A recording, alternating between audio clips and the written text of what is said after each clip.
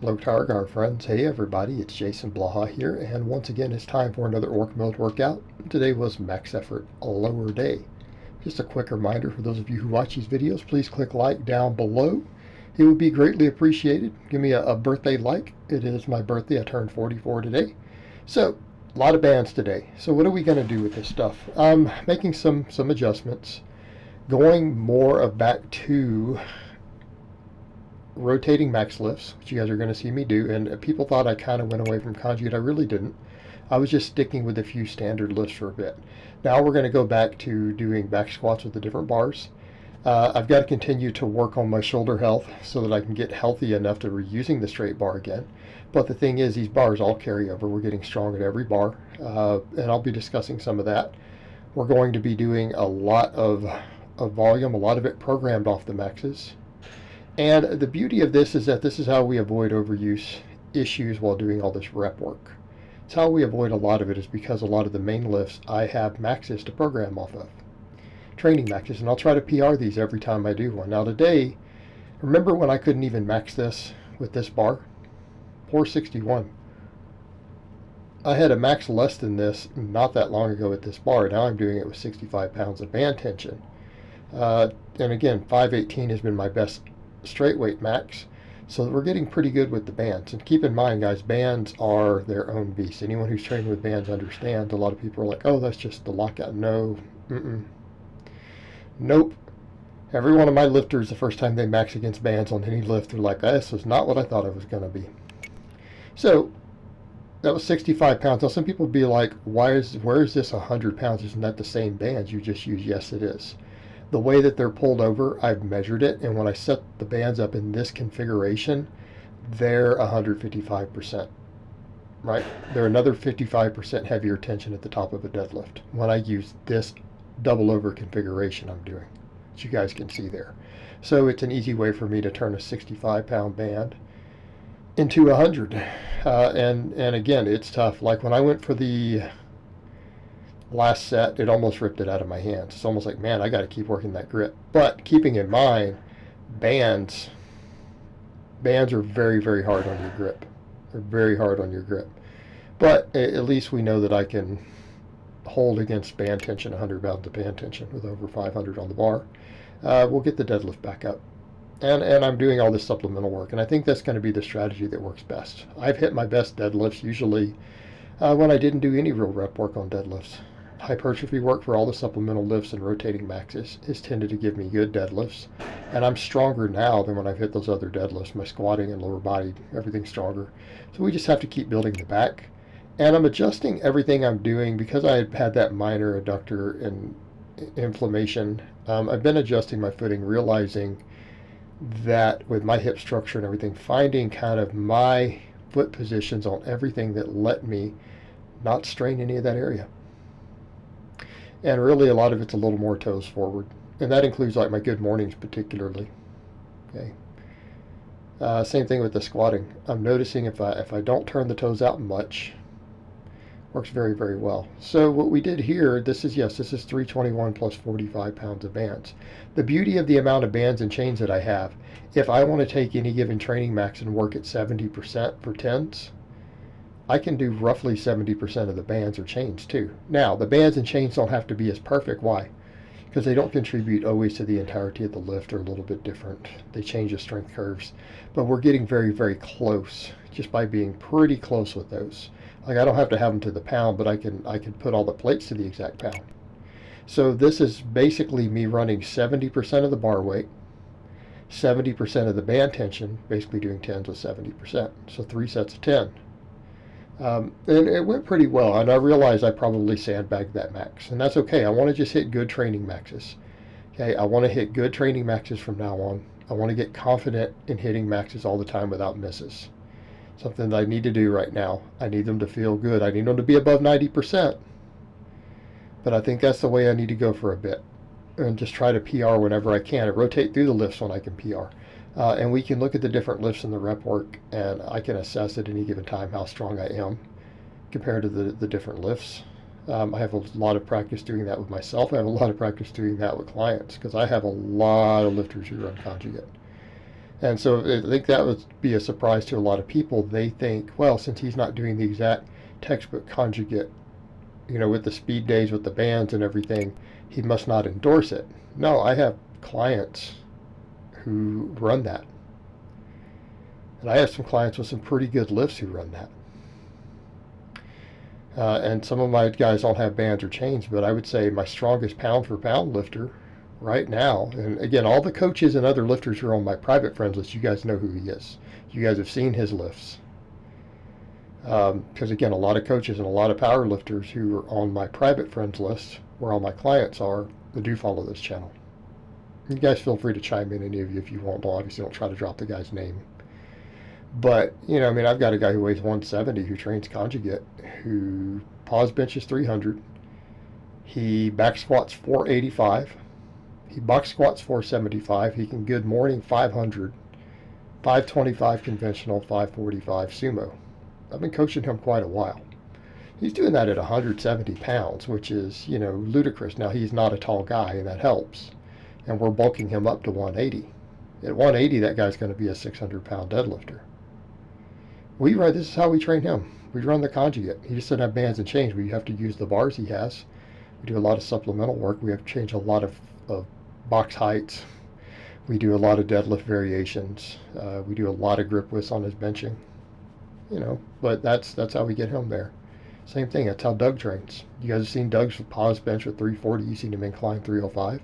Now his box squat stuff isn't as good. He's a 410 box squat. But Doug trains on standard conjugate. And you guys have seen it. We run a regular conjugate template. MEDE with supplemental work.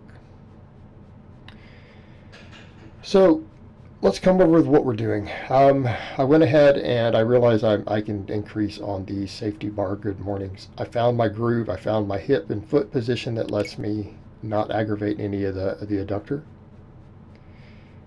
And I need to push these up. So we did on the third set, I wanted to see could I get more reps, and I got 12. So I need to increase the weight. But this is 241, I believe. Yep, 241.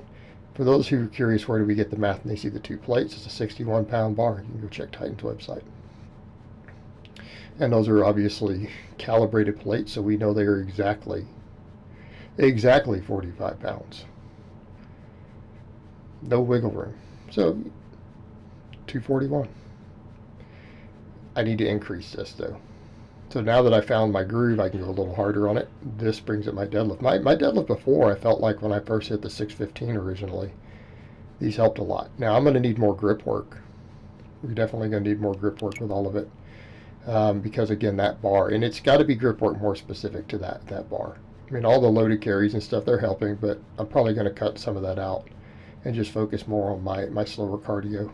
Rather than beat my recovery up, because I'm going to be doing more and more volume, higher rep leg work, a lot of higher rep leg work, so it's not as important that I get all the GPP in, and I just feel a bit better when I just focus more on lifts. But again, you have to eat enough. I don't recommend lifts for weight loss, by the way. That's my problem with people using it, is a terrible fat loss tool. It's good for overall health, right? It's good for your health, especially combined with serious intense weight training. And I would rather do some of that.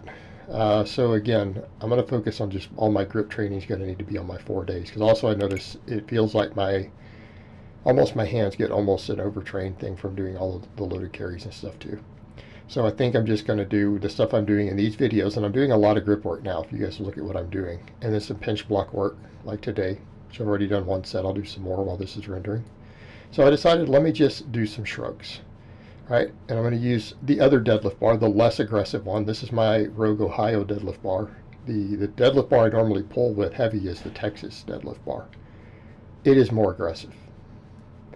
But this will help my grip too, and it'll help keep my hands tough. I need to make sure I'm doing some stuff with these bars, because I'm doing all those inverted rows and everything else. That'll help with grip. The shrugs will help. And you guys saw my traps at the top of the deadlift. You've seen the traps at the screenshot over on the Facebook fan page. I put up the screenshot of me in the hat there. But we need more trap, and I need my traps to go top to bottom. This is just making sure the upper trap. I'm getting an enormous amount of mid and lower trap. All of the rowing I do, on upper days, then all those good mornings, the safety bar work, that's helping the mid and lower trap massively. That'll maximize all of it. A little bit of upper trap work combined with some good grip training. Toughen my hands up to this bar, to the deadlift bars a little bit. It's a good idea. It's a good idea. And for those curious, I know it almost looks like I'm rolling. I'm not rolling. I'm going straight up and down, but because I'm bent forward slightly, it might look like that. But it's also, I have to. Like, I can't, people always like, why don't you just go upright? My neck gets in the way. My traps are going behind my neck because I'm bent over slightly. That's the idea, right? I've got enough trap that this squeezing up's a problem. I was really unhappy with this setup today. I had some problems with getting the hooks into place. And once I got all this going, this felt great. It was easy to set up, but it's too low. My range of motion is not where I want it. And I ended up doing 12s, and they were probably too easy. But again, nice little burn at the end of doing real work. And again, this is easy to recover from. I think because people would say, could you stand on 2 mats? No, they'll slide. No, that's not safe. Really isn't safe because of the sheer force involved with this. Now that I've got it set up in the back correctly, to where the bands can hold everything down, I'm not at risk of those issues happening. I've got to get my feet elevated higher, but I've got to be able to get up onto what I'm doing, right? That's the hard part. So I'm almost thinking that I either need to figure out how to get it set up to where I can step up onto my little steps, because I have those 12-inch things. Those are going to be tough to get up on with a landmine, though. I might be able to make it work.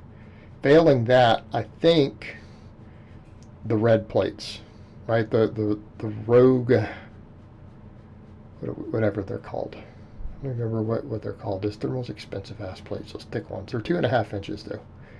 That'll give me a little more depth, because I'm coming a little short on the depth, but I'm hitting the bottom.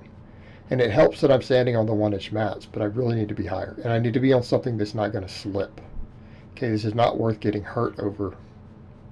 So I'm thinking my options at this point might be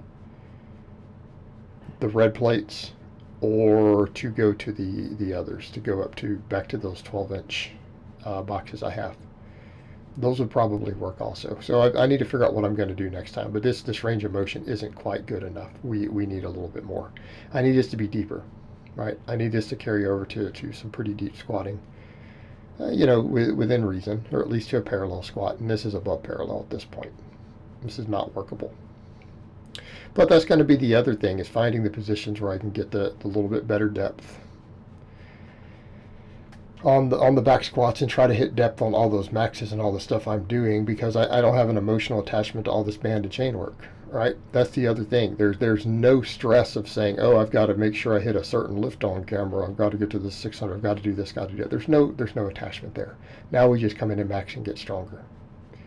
And we hit what we can hit and try to just get all around strong. And that's going to be the beauty of maxing on all the different lifts and then using them as supplemental work. Back to getting all around strong. And as far as hamstring go, this goes to show how much hamstring work I got on those good mornings. I got cramps on these.